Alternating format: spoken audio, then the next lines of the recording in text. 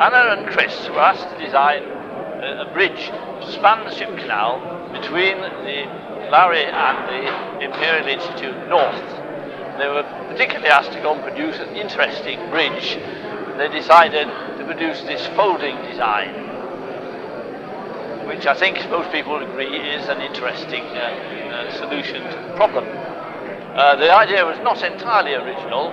There were a couple of similar bridges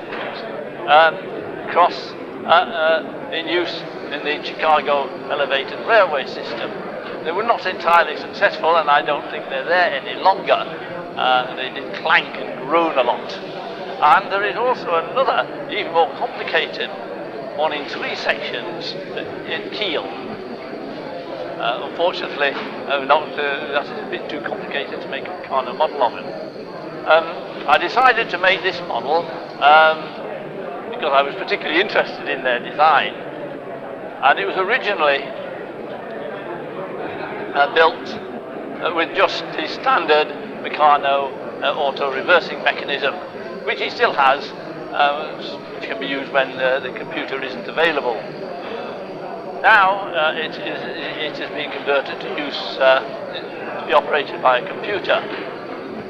Originally, I think it used a BBC computer, using a program which originally developed to use with the old jackknife bridge in the early manuals, which then was adapted to do this one.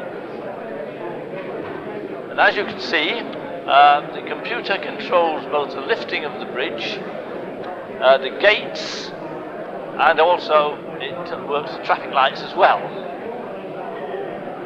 The original version used the BBC computer with an interface using the parallel port, and later on it was changed to using a PC, again with another interface using the parallel port, this time using BBC Basic 86. Since then, the computers have died, the model hasn't, and it is now using BBC Basic for Windows, using a fairly recent laptop using Windows Vista. The interface has been changed to a Velman P8053, and there are 2 new relay boards to control the motors. There are 8 relays in use, 2 each for each of the 3 motors, and 2 for the traffic lights. And there are 5 inputs, 2 of which pick up when the gates are open or closed.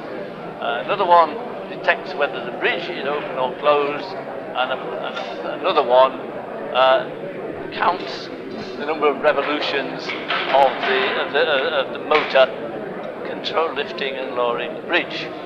And this one, these contacts are arranged so that they can display on the computer screen the behavior of the bridge.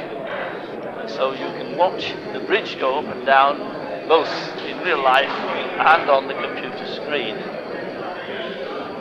It has worked satisfactorily all afternoon after a few adjustments. It's had a rather rough journey from Manchester, and it has done 112 operations during the afternoon.